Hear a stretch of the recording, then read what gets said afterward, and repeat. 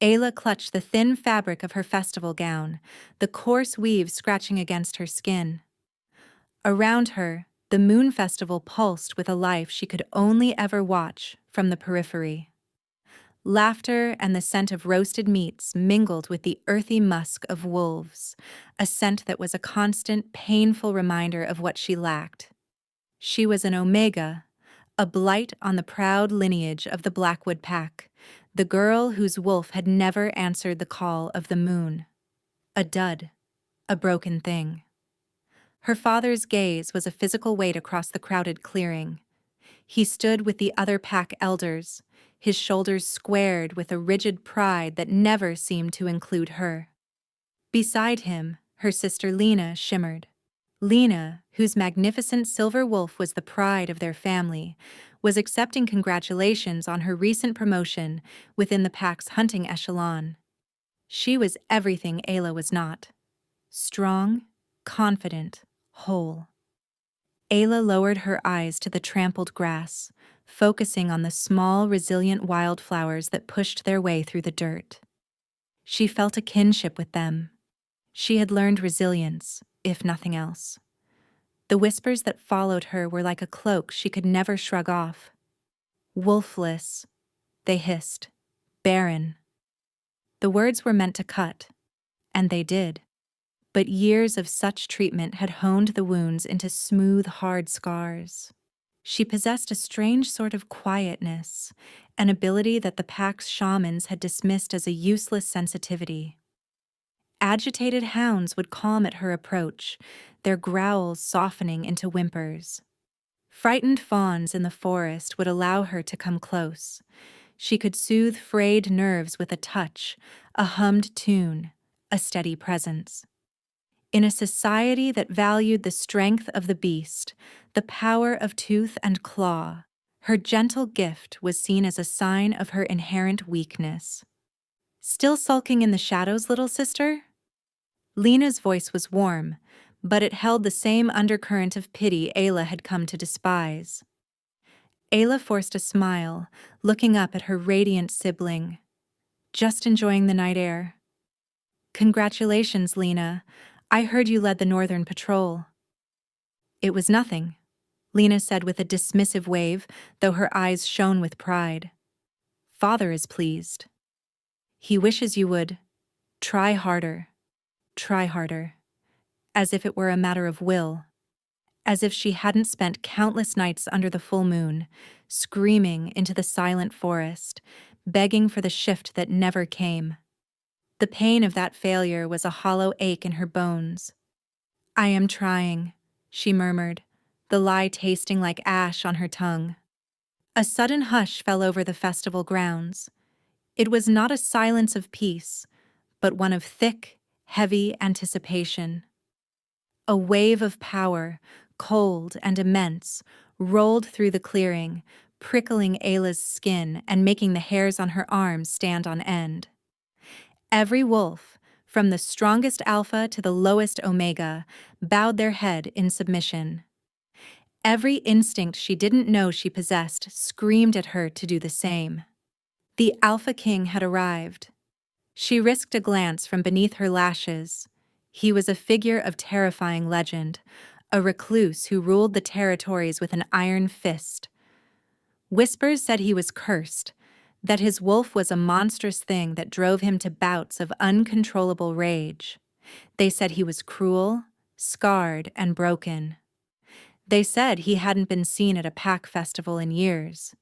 He moved through the parted crowd like a predator, his presence a vortex of raw dominance.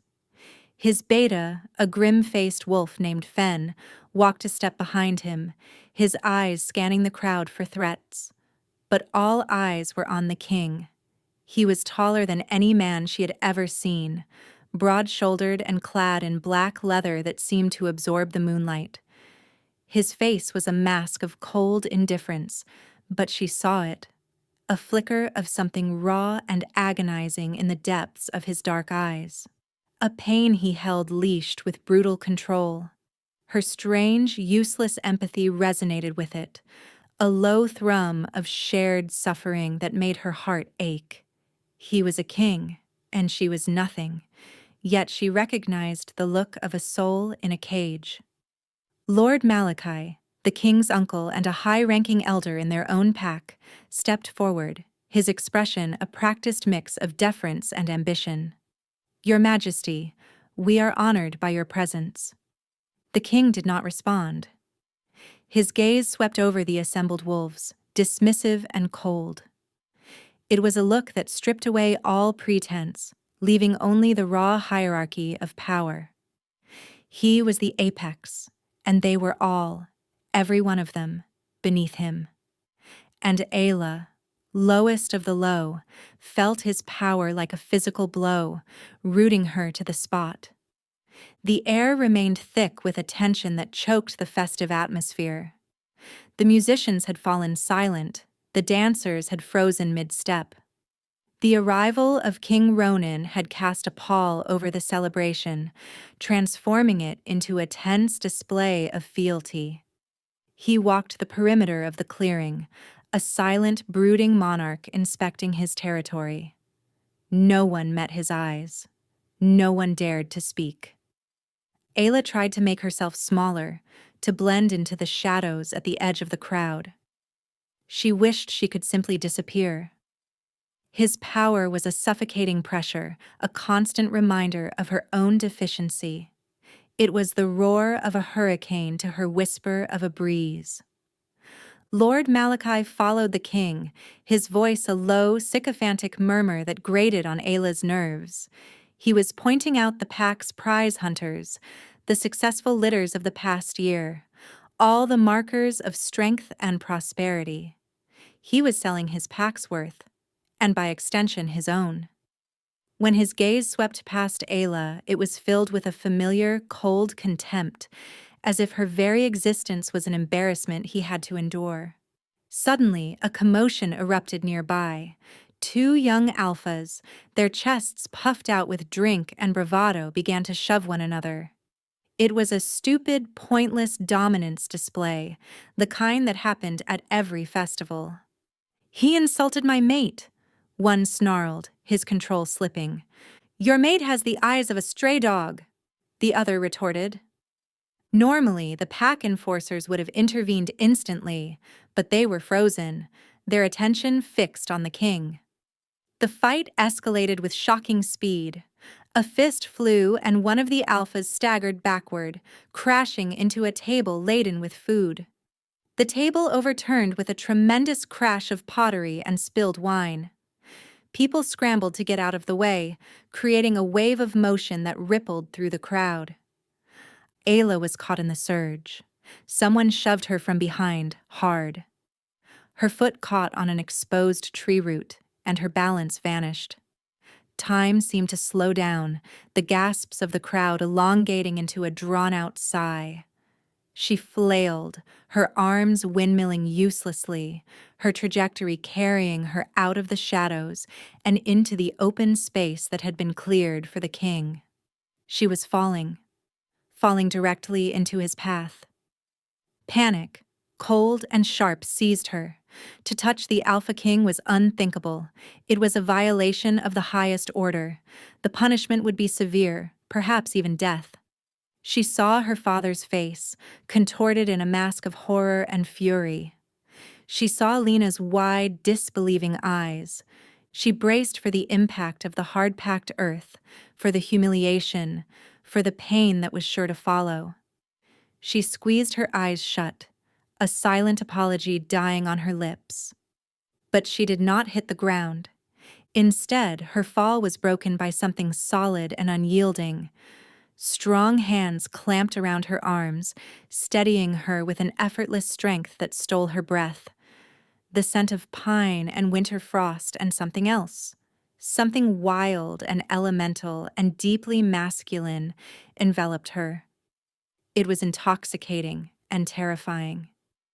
She opened her eyes and found herself looking up into the face of King Ronan. He held her. His fingers were a brand against her skin, sending a jolt of pure energy through her veins. It was not a wolf's spark, not the familiar thrum of pack magic. It was something else entirely, ancient and powerful. For a breathless moment, the world ceased to exist. There was only the startling intensity of his gaze, the dark eyes that seemed to see past her wolfless shame, past her omega status, and into the very core of her being. A stunned, absolute silence fell over the entire festival. The fight was forgotten. The whispers died. The very air seemed to hold its breath. And Omega, a wolfless girl, had fallen into the arms of the cursed king. And he had not pushed her away. He was still holding her, his expression unreadable, a storm of emotions warring behind his glacial composure. In that frozen moment, Isla's world tilted on its axis. The king's hands were still on her arms, not crushing, but firm, anchoring her in a reality that felt surreal. The energy that had jolted through her was now a steady, humming current. It didn't feel threatening. It felt like recognition. A deep, resonant chord struck somewhere inside her, a place she hadn't known existed. The quiet part of her, the part that soothed beasts and calmed storms, reached out toward the roaring tempest she sensed within him. His eyes, dark as a moonless night, held hers. She saw the flicker of pain again, but this time it was different. It was overlaid with a profound, bone-deep shock. His nostrils flared slightly, and she knew he was taking in her scent. She braced for the disgust, the dismissal she always received from powerful alphas who could scent her lack of a wolf. But his expression didn't change to contempt. It tightened, a knot of confusion and something akin to disbelief forming between his brows. His grip on her arms became almost unconsciously protective. For Ronan, the world had been a symphony of pain for over a decade. It was a constant, grinding agony that lived in his bones, a fire that licked at the edges of his sanity. The curse was a relentless beast, and he spent every waking moment fighting to keep it caged. His wolf, a creature of immense power, was twisted by the same affliction, making every full moon a descent into a private hell. When the girl stumbled into him, his first instinct was a flash of violent rage, an interruption, a violation. He was a breath away from flinging her aside, from letting his power lash out and make an example of her carelessness. But then she was in his arms, and her scent hit him. It wasn't the fiery, challenging scent of an alpha female, or the submissive sweetness of a typical omega. It was something else. It smelled of quiet forests after a rain, of chamomile and clean earth, and something unnamably serene. And as the scent filled his senses, the impossible happened. The pain receded. It didn't vanish, but the razor-sharp edges softened. The roaring fire in his blood quieted to a manageable ember. For the first time in years, a moment of genuine peace settled over him. It was so foreign, so utterly unexpected, that it stunned him into inaction. He stared down at the girl, this slip of a thing with wide, frightened eyes, and a single desperate thought consumed him. What are you? The silence stretched, becoming a tangible thing. Lord Malachi took a hesitant step forward, his face a mask of outrage. Your Majesty, forgive this Omega's clumsiness. She will be punished immediately. Ronan's head snapped up, his gaze fixing on his uncle with a cold fire that made the older wolf flinch. Silence! The word was a low growl, a command that vibrated through the very ground. He finally released Ayla, but he did not step away. He took her by the elbow, his touch surprisingly gentle. You, he said, his voice a gravelly rumble meant for her alone. You will come with me. He didn't wait for an answer. He turned and began walking toward the large hall at the edge of the clearing, pulling her along with him.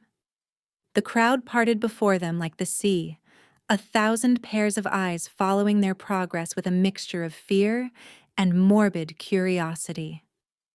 Isla stumbled to keep up, her heart hammering against her ribs. She could feel her father's burning stare on her back, a silent condemnation that was worse than any shout. Fen, the king's beta, moved to block the entrance after they passed through, his body a solid wall against the prying eyes of the pack. The heavy wooden doors boomed shut, plunging them into the relative quiet of the hall. The space was lit by a large hearth, casting long, dancing shadows. The king finally stopped and turned to face her. The power rolling off him was immense, almost suffocating in the enclosed space. "What is your name?" "Ayla," she whispered, her voice barely audible. "Ayla," he repeated, tasting the name. He studied her, his gaze intense and analytical, as if trying to solve a puzzle. "Why did the pain stop when I touched you?" The question was so direct, so raw that it caught her completely off guard. He wasn't accusing her of witchcraft or deceit. He was asking with a desperate sincerity that belied his fearsome reputation. He was asking her for an answer she didn't have. I don't know what you mean, my lord," she stammered. A flash of frustration crossed his face. "Do not lie to me. When you fell against me, the curse, it quieted." "How?" She could only shake her head, her mind reeling. His curse? The whispers were true, and somehow her touch had affected it. The useless, gentle part of her had touched the most powerful, tormented wolf in the world and brought him a moment of peace. The irony was staggering. It was terrifying. And for the first time in her life, Ayla felt a flicker not of weakness, but of a strange, inexplicable power. The king's fortress was a monument to isolation. Carved from the gray stone of the mountain itself, it was a place of sharp angles, cold corridors, and echoing silence. It was less a home than a cage, and as Ayla was led through its massive gates by the stoic beta, Fen, she felt the lock turn on her old life. Her family had not protested her departure. Her father's face had been a mask of grim acceptance, as if he were finally ridding himself of a long-held burden. Lena had looked worried, but she had remained silent. No one defied the king. Ayla was given a small Spartan room in the royal wing. It was clean but bare, with a narrow bed, a small wardrobe, and a single window overlooking a sheer drop down the mountainside. There was no escape. She was a prisoner, though her crime was a mystery. "The king has commanded that you remain here," Fen informed her, his voice devoid of emotion. "You will be provided for. Do not attempt to leave this wing." He turned to go, his duty done. "Wait," Ayla called out, her voice small in the cavernous hallway. "Why am I here? What does he want from me?" Fen paused and looked back at her, a flicker of something, pity, perhaps, in his eyes. "The king has his reasons. It is not my place to question them, and I would advise you not to either." With that, he was gone, his footsteps receding into the oppressive silence. The first few days were a study in loneliness. A servant brought her meals on a tray, leaving it outside her door without a word. She saw no one else. She spent her time staring out the window at the endless expanse of forest and sky, feeling as remote and insignificant as a speck of dust. The fear was a constant companion, but beneath it, a strange curiosity grew. She kept replaying the moment at the festival, the jolt of connection, the look of stunned disbelief in the king's eyes. He was tormented by a curse, and somehow she had offered him a moment's reprieve. On the fourth day, the king summoned her. She was led by a guard to a vast library, its walls lined from floor to ceiling with ancient books. A fire crackled in a hearth large enough to stand in, and King Ronan sat in a high-backed chair before it, a heavy tome open in his lap.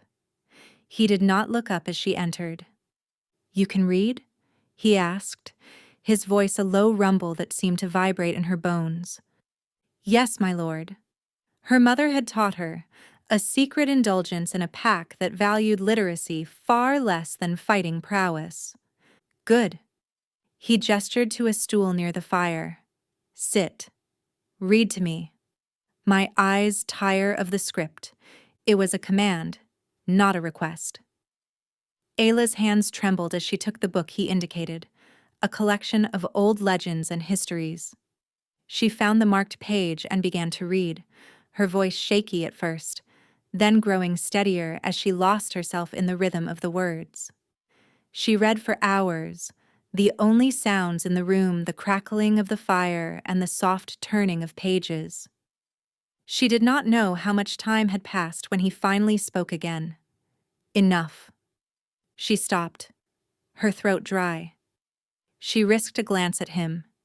His eyes were closed, his head leaning back against the chair. The harsh lines of his face seemed to have softened. The ever-present tension in his shoulders had eased. He looked peaceful. The realization struck her with the force of a physical blow. It was her presence, her voice, that was doing this, just as her touch had done at the festival. This became their routine.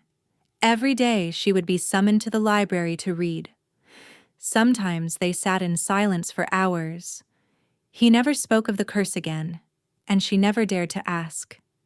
But she could feel it, a low hum of pain that always surrounded him, and she could feel it lessen when she was near.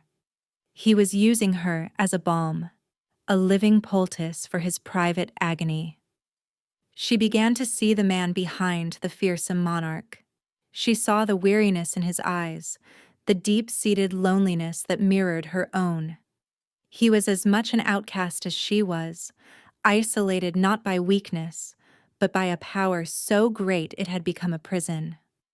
A strange, fragile bond began to form between them in the quiet sanctity of the library, woven from shared silence and ancient stories.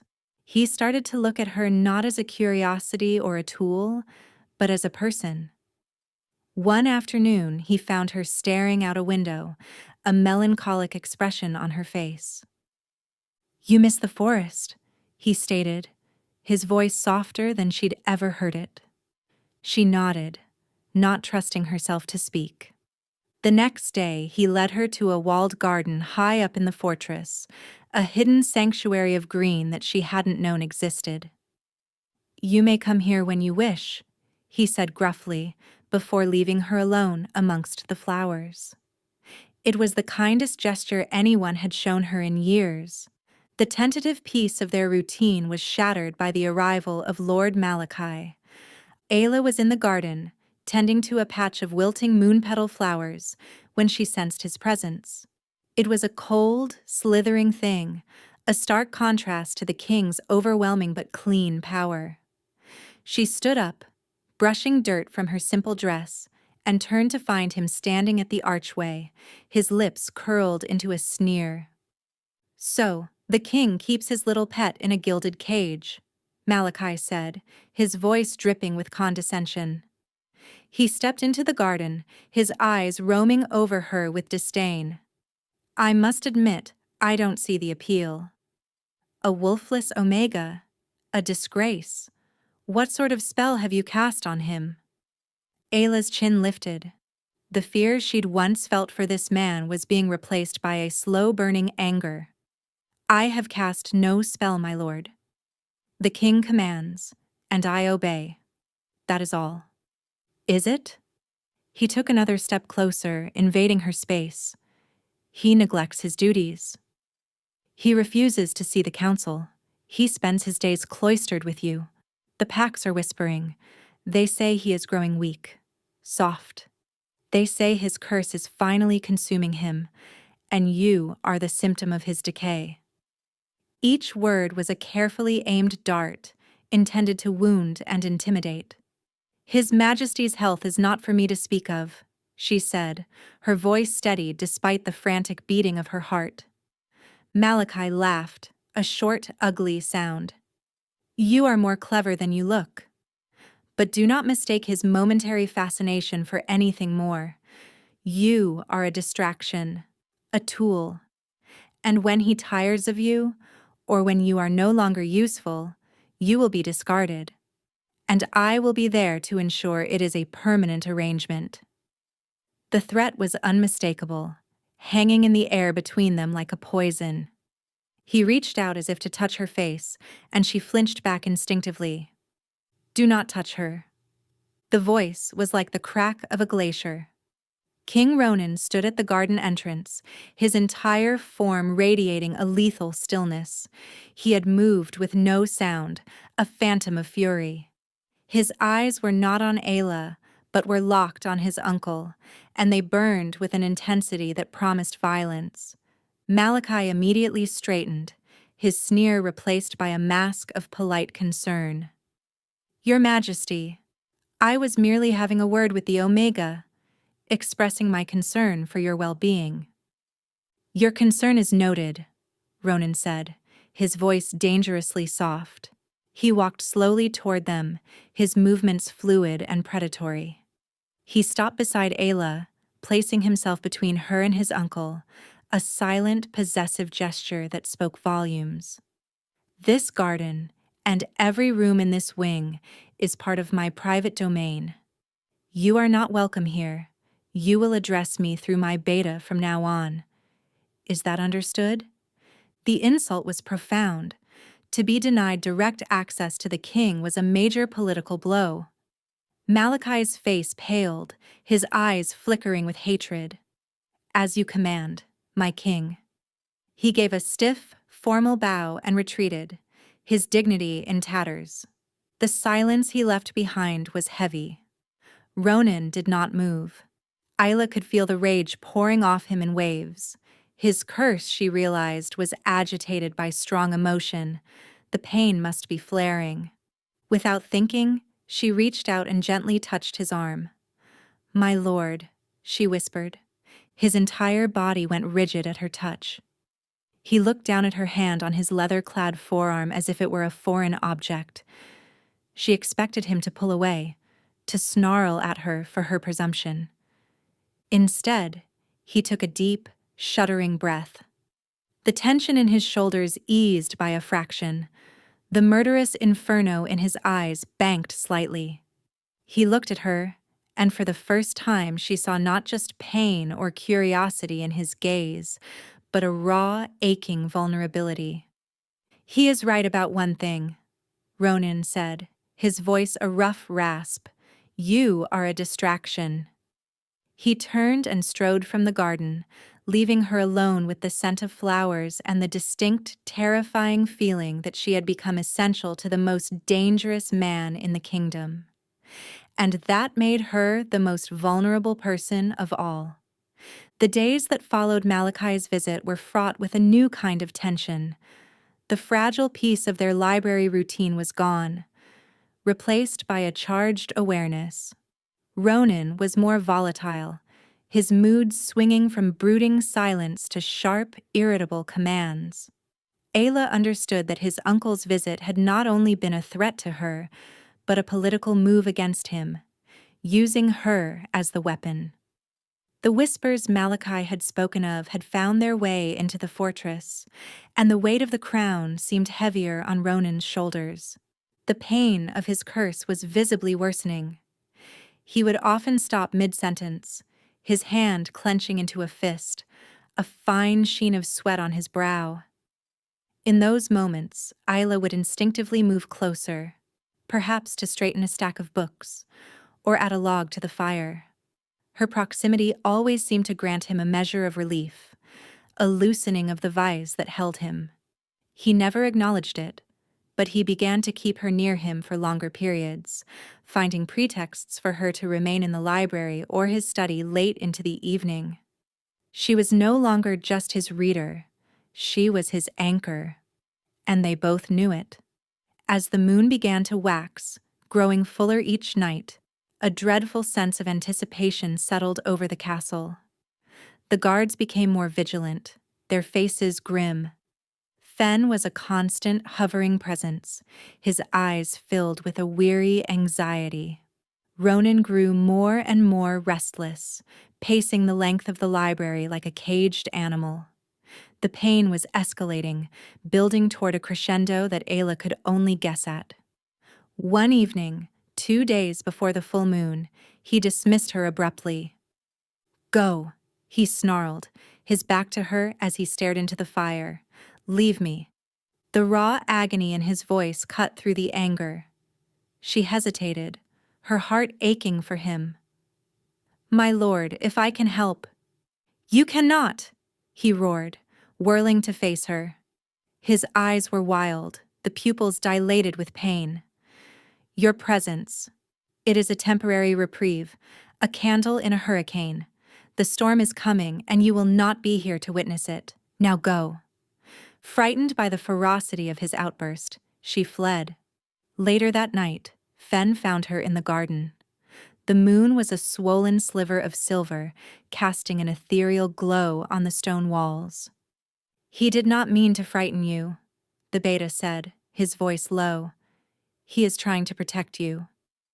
"From what?" Ayla whispered, hugging her arms against the chill. "The curse. What does it do to him?"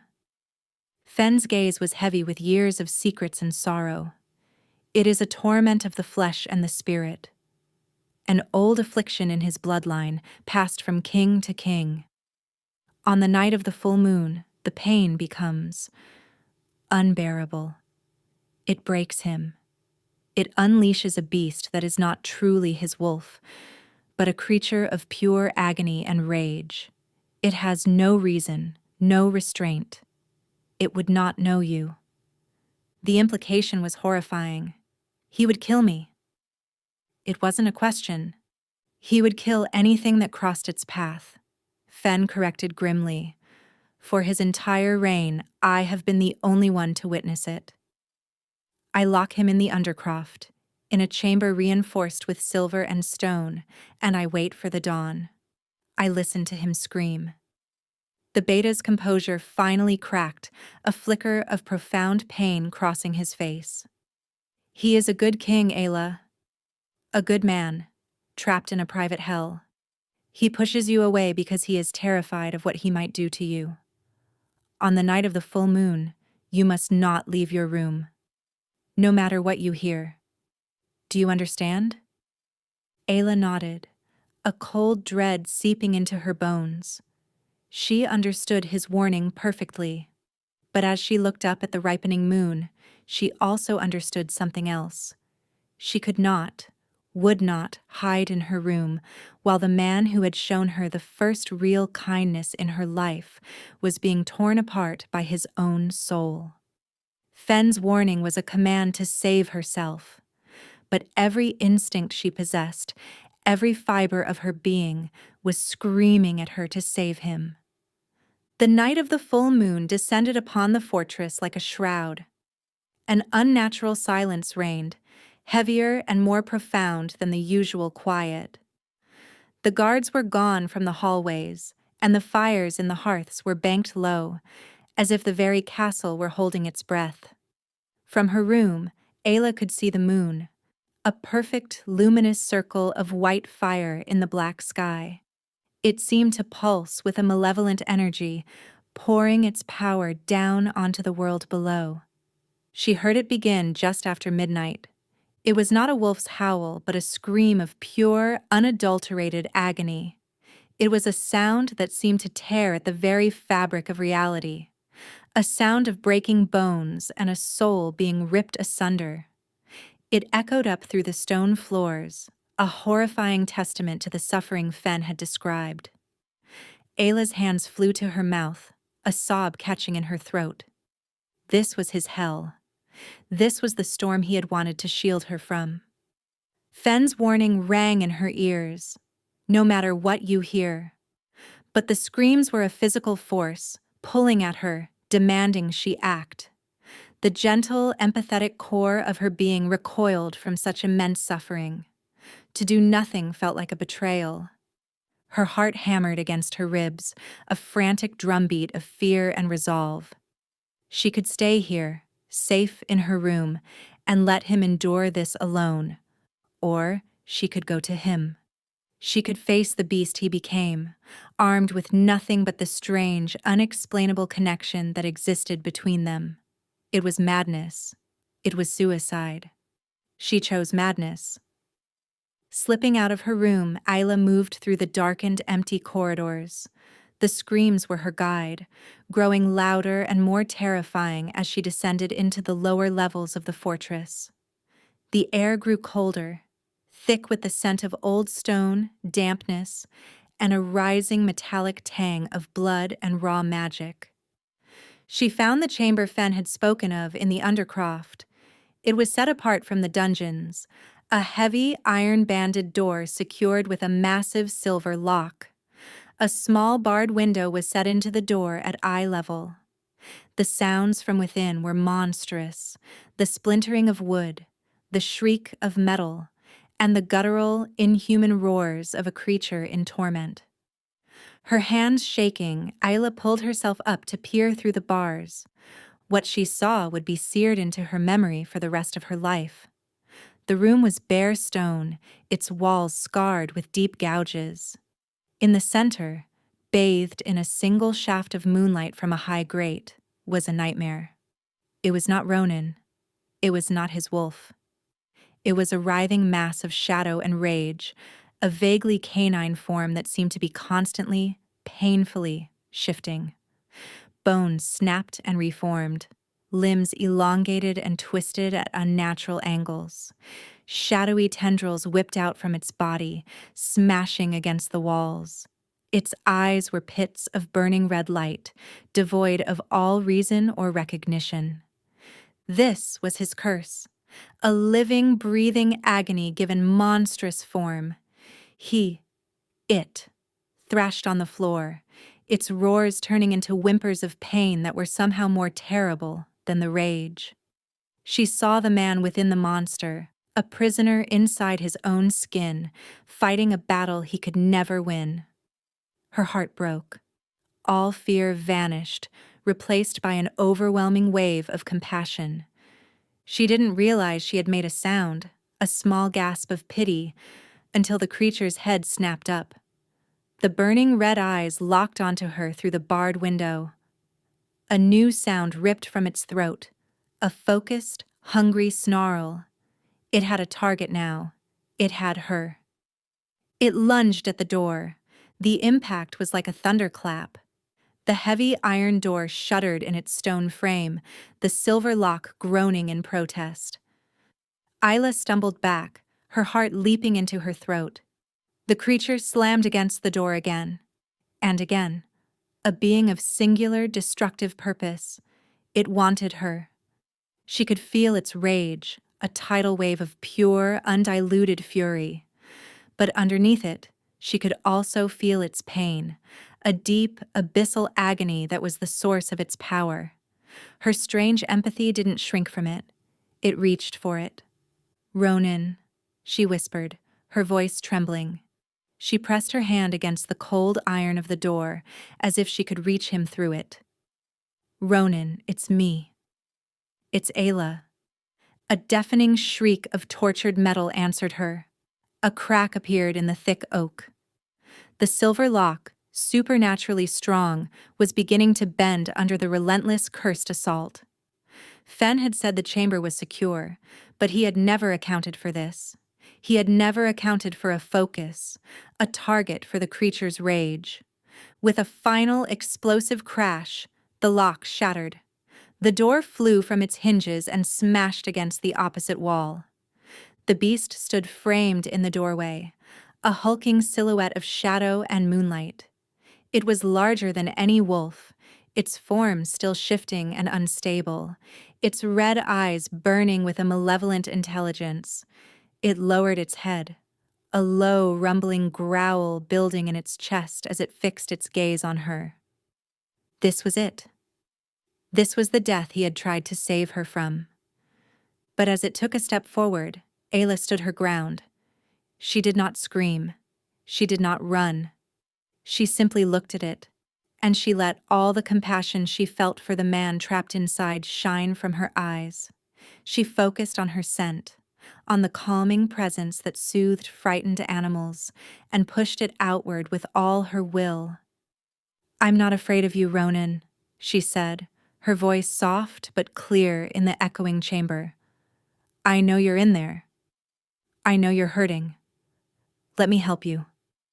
The creature paused, its head cocked as if confused. It took another step, then another, stalking toward her. The scent of her, the sound of her voice, was a strange foreign element in its world of pure agony. It was a note of peace in a symphony of pain. It lunged. It happened in a blur of shadow and teeth. Isla squeezed her eyes shut, bracing for the inevitable. But the killing blow never came. Instead, a massive weight crashed into her, knocking her to the ground. She felt hot breath on her face, heard a guttural whine next to her ear. She opened her eyes. The monstrous head was inches from hers, the red glow in its eyes flickering. It wasn't attacking. It had collapsed. The massive, shadowy form lay sprawled at her feet, shuddering violently. The shadows began to recede, dissolving like smoke. The bones snapped and cracked, not in growth, but in retreat, shrinking back into a human form. In seconds, the monster was gone. Lying naked and trembling on the cold stone floor was Ronan, his body covered in sweat and blood from minor wounds, his breath coming in ragged, exhausted gasps. He pushed himself up onto one elbow, his eyes, his own dark, human eyes, finding hers. They were filled with shame, horror, and a profound, soul-shattering vulnerability. The secret was out. She had seen him at his absolute worst, in his most monstrous state. He was broken before her. "The curse," he rasped, his voice raw. "It's a flaw in our blood. It feeds on our power. The stronger the king, the more agonizing the transformation. It drives us mad with pain until we become that." He gestured weakly to the splintered door. "It's why I live in isolation. Why I can never have a mate. Who could bind themselves to that?" His confession hung in the air, a testament to a lifetime of lonely suffering. Ayla slowly pushed herself to a sitting position. She reached out, her hand hesitating for a moment before she gently brushed a stray lock of damp hair from his forehead. "I could," she whispered. His eyes widened, and in their depths, something broken began to mend. News of the broken door and the shattered silver lock could not be contained. Servants whispered in the kitchens, guards exchanged grim looks in the courtyards. And where whispers traveled, Lord Malachi was never far behind. He saw his opportunity not in the king's vulnerability, but in the chance to exploit it. Less than a week after the full moon, Malachi arrived at the fortress, and this time he was not alone. He was flanked by a contingent of old guard alphas from powerful traditionalist packs. They were stern, gray-muzzled wolves who believed strength was measured only in battle and that compassion was a flaw. They demanded an audience, and Ronan, now physically recovered but emotionally raw, granted it in the Great Hall. Ayla stood at his side, a silent act of solidarity that caused a murmur of disapproval among the assembled alphas. Ronan had insisted. "You are part of this," he had said. "We face them together." Malachi stepped forward, his expression one of grave, feigned concern. "Your Majesty," he began, his voice resonating with false piety. "We come before you not as challengers, but as loyal subjects concerned for the throne and the strength of our people. Word has spread of recent events, of a loss of control, of the influence of this Omega." He gestured toward Ayla as if she were a piece of filth. "She has a name. Ronan's voice was dangerously low, a rumbling threat. Malachi ignored him. The Packs are uneasy. They see their king, a king whose bloodline is already known to carry a difficult burden, shunning his counsel and spending his days with a wolfless girl. A barren Omega. It is a sign of weakness, Your Majesty, an infection in the heart of our kingdom. One of the older alphas spoke up, his voice a gravelly bark. The traditions are clear. A king must be strong, his mate must be a pure-blooded alpha, capable of bearing strong heirs. This arrangement is an abomination. It invites disaster. We propose a solution, Malachi continued smoothly, sensing he had the room's support. A purification ritual, to cleanse the spirit and reaffirm your strength. And you must renounce this Omega. Send her away. Banish her. Show the Packs that your focus is on your duty, not on a foolish infatuation. It was a perfectly laid trap. If Ronan agreed, he would lose Ayla and show himself to be weak, easily swayed by their pressure. If he refused, they would brand him a heretic, a king corrupted by a weak Omega, and use it as justification to challenge his rule openly. Ayla's blood ran cold. She could see the political checkmate for what it was. She looked at Ronan, willing to step away, to sacrifice herself for the sake of his crown if she had to. Ronan was silent for a long moment, his gaze sweeping over the hard, judgmental faces before him. He then turned his head and looked at Ayla. His expression was not one of conflict or doubt. It was calm, resolute, and filled with a warmth that made her breath catch. He had already made his choice. He reached out and took her hand, lacing his fingers through hers. It was a public, possessive, and utterly defiant gesture. A collective gasp went through the hall. "There will be no ritual," Ronan said, his voice ringing with absolute authority. He turned his burning gaze back to his uncle. "And I will not renounce her. You speak of strength, uncle. You speak of tradition. But your vision is narrow. You see strength only in the clenched fist, in the bared fang." He held up their joined hands. "You see this girl, and you call her weak. I see a strength you cannot comprehend. Her presence has brought me more clarity and peace than any of your empty rituals. Her courage in the face of my curse was greater than that of any warrior I have ever known.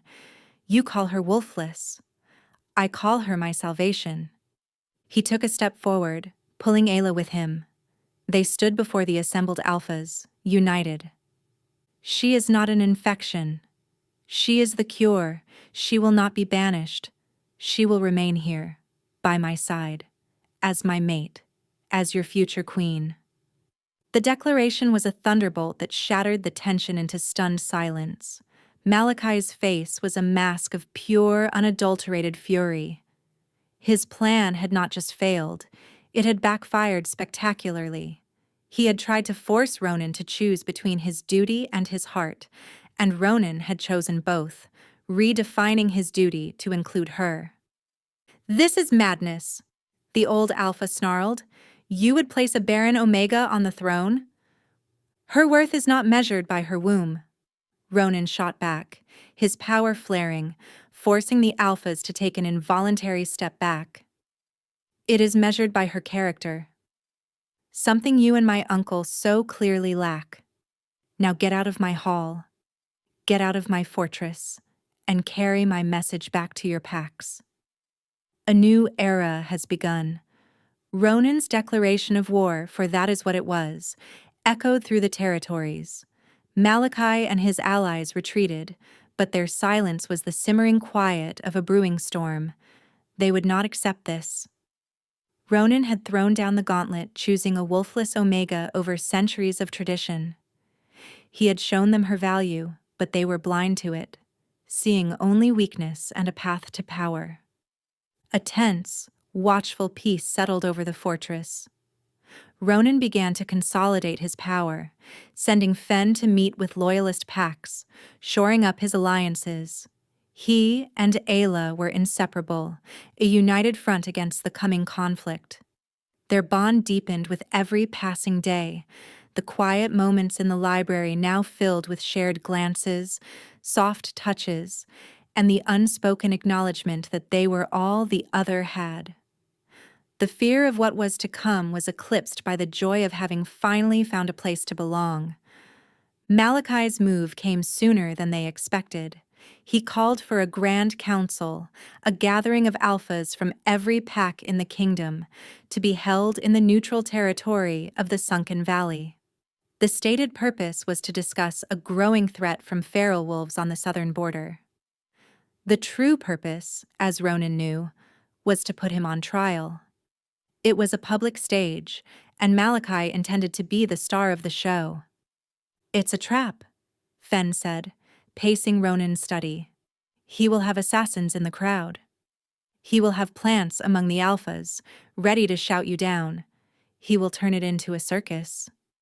And if I do not go, I am a coward who hides behind his fortress walls," Ronan countered, his jaw tight. "He has left me no choice. I must face him." "Then I will go with you," Isla said, her voice firm. She had been listening from the doorway. "They see me as your weakness. Let them see me by your side.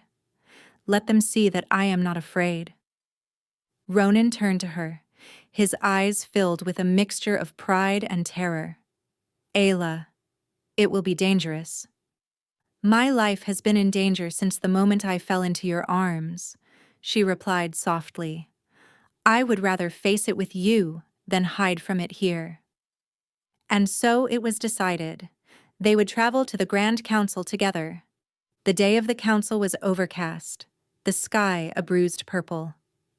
The Sunken Valley was a natural amphitheater, and hundreds of wolves had gathered, their scents a chaotic mix of hostility, curiosity, and fear. As Ronan and Ayla entered, with Fen and a small contingent of royal guards, a wave of whispers followed them. Malachi stood on a raised dais, already addressing the crowd. He looked every bit the statesman, his voice filled with passion and false sincerity as he spoke of the feral wolf threat. But when he saw Ronan, his eyes glittered with triumph. He had his audience. The meeting began, a tedious affair of reports and posturing. Ronan remained silent, watching, waiting.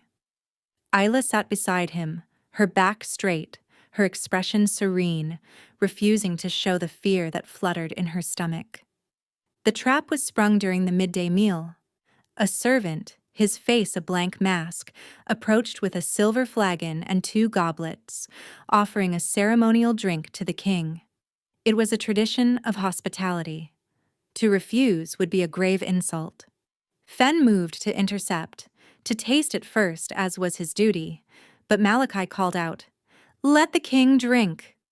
Let us toast to a swift victory over our enemies." The other alphas took up the cry, and Fen was trapped by protocol. Ronan took the goblet, his eyes locking with Malachi's over the rim. He knew. They both knew. He drank it down in one long swallow. For a moment, nothing happened. Then Ronan's hand went to his chest, his knuckles white. A low gasp escaped his lips. His eyes, when they met Ayla's, were wide with a sudden searing agony that was terrifyingly familiar. Poison. But it was not a poison meant to kill. It was something far worse. Isla could feel it instantly. A volatile, cursed magic flooding his system, agitating the dormant beast within him. It was a catalyst, designed to trigger the monstrous transformation of the full moon, here and now, in the full light of day, in front of the entire leadership of the kingdom. Malachi's men, disguised as council guards, began to move, drawing their weapons. Their intent was clear. They would provoke the beast, then slay it, hailing Malachi as the hero who saved them from a cursed mad king. A guttural roar of pure agony ripped from Ronan's throat. He staggered, clutching his head as his body began to contort. The alphas nearest to him scrambled back in terror, their faces pale. The curse was taking hold with unnatural speed, fueled by the poison. Black, shadowy energy began to bleed from his skin, his form starting to twist and elongate. "The king is cursed! He loses control!" Malachi bellowed, pointing a dramatic, accusatory finger. "He is a danger to us all. Subdue him." His designated men surged forward, their silver-bladed swords glinting in the dim light. They were not moving to subdue. They were moving to kill. Fen and the loyal royal guards instantly formed a protective circle around Ronan, but they were hopelessly outnumbered. The clash of steel rang out through the valley. Ayla's world narrowed to the man convulsing at her side. She could feel his losing battle, his spirit being overwhelmed by the poison-fueled torment. The red glow she remembered with such horror was beginning to kindle in his eyes. He was slipping away from her. Panic and clarity struck her in the same instant. Her touch, her presence, was a balm. It soothed the natural pain of the curse. But this was unnatural, a magical accelerant. She needed to do more than just be near him. She needed to be an anchor, a tether to his humanity so strong it could pull him back from the brink. Ignoring the chaos of the battle erupting around them, ignoring Fen's desperate shout for her to get back, Ayla threw herself at Ronan. She wrapped her arms around his neck from behind, pressing her cheek against his back as his body spasmed violently. "Ronan, fight it!" She screamed into his ear, her voice raw with desperation. "Don't let him win! Come back to me." She closed her eyes and focused, not on soothing, but on sharing. She opened the core of her being, the quiet, gentle place that was uniquely her, and poured it into him. She didn't try to fight the raging storm of the curse. She simply tried to exist within it, a tiny, unshakable point of calm. She shared her memories with him through their bond. The scent of flowers in the hidden garden, the warmth of the library fire, the feeling of his hand in hers. She poured all of her love, all of her hope, all of her unwavering belief in the man he was, directly into his fracturing soul. For a terrifying moment, it seemed to be useless. The shadowy energy intensified, lashing out and pushing her back. But she held on, her grip like iron, her will a silent roar that matched his own. Then, something shifted. Through their connection, she felt his consciousness, buried deep beneath the pain, latch onto hers. He found her in the hurricane. He anchored himself to her. The shadowy tendrils faltered. The violent convulsions lessened. The inhuman roar softened into a pained groan. Slowly, agonizingly, the transformation began to reverse. The black energy receded back into his skin, like smoke being inhaled. The red light in his eyes faded, replaced by his own familiar dark gaze, clouded with pain but blessedly sane. He collapsed backward, and she went down with him, cradling his head in her lap as he gasped for breath, the poison being fought back by his own immense strength, now that his mind was clear. The fighting stopped.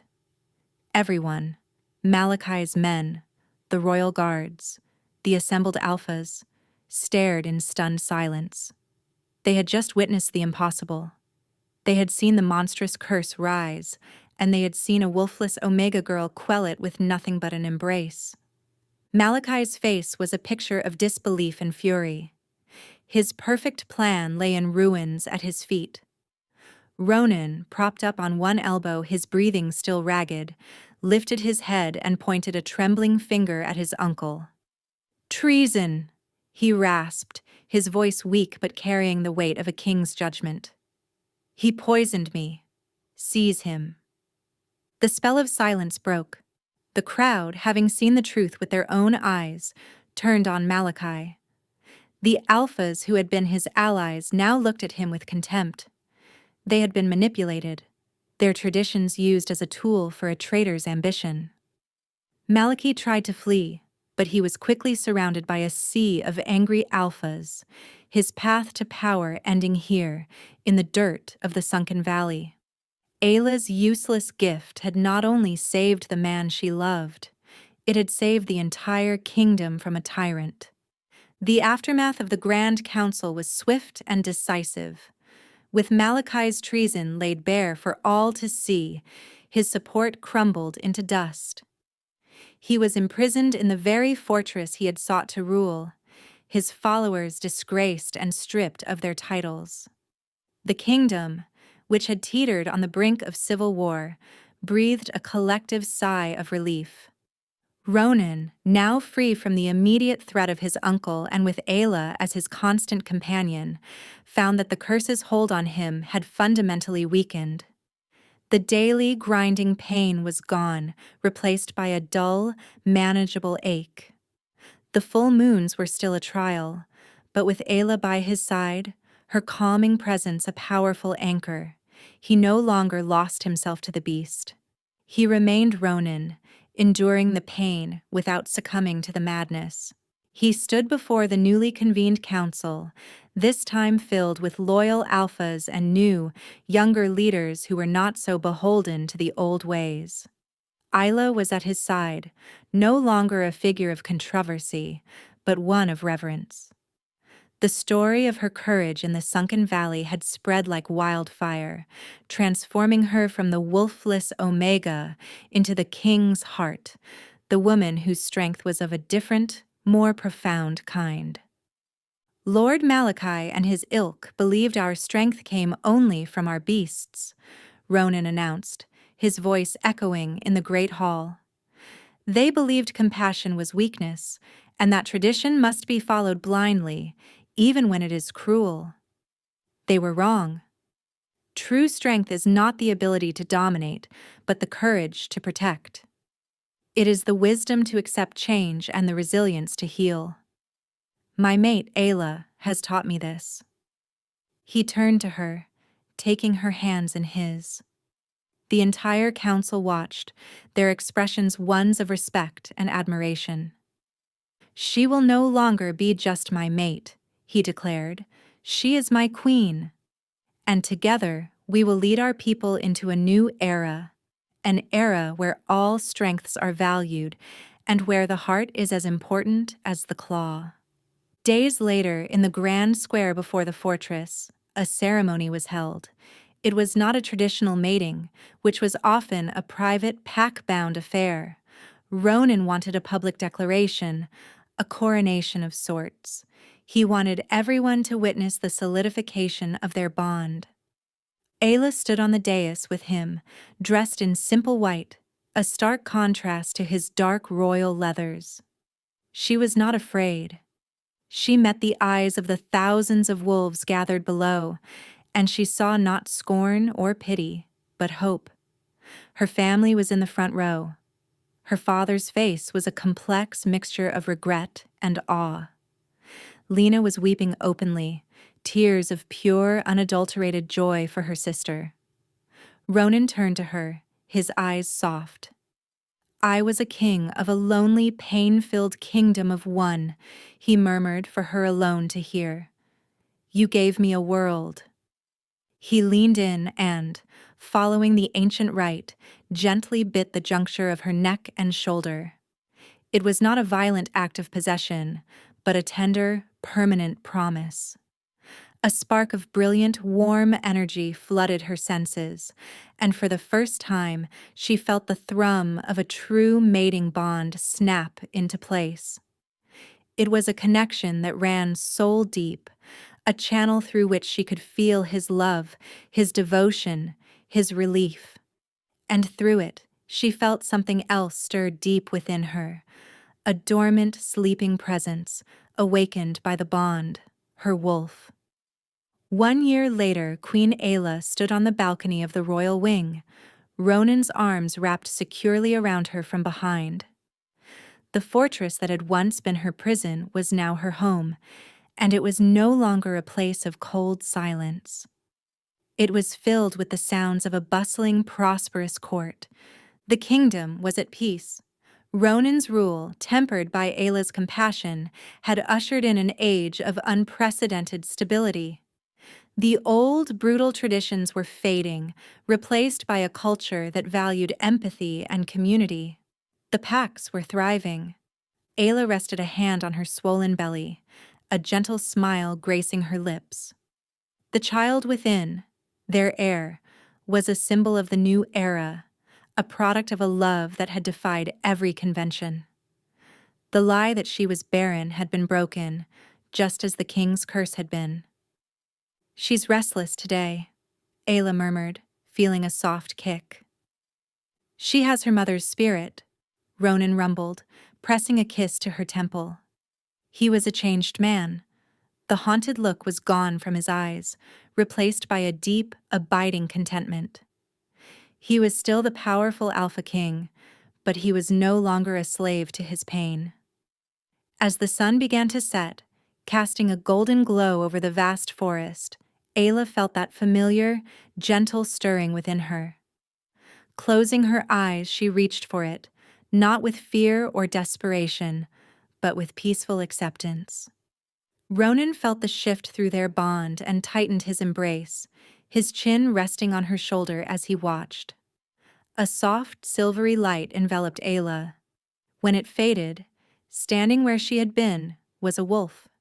It was not a massive beast of war like Ronan's great black wolf, but a sleek, graceful creature with a coat the color of moonlight and eyes that held all of Ayla's wisdom and compassion. Her wolf had come not with a scream of rage or a roar of dominance, but with a quiet sigh of belonging. It was a guardian, a healer, a queen. She turned her head and met the gaze of Ronan's own wolf, which looked out at her from his eyes.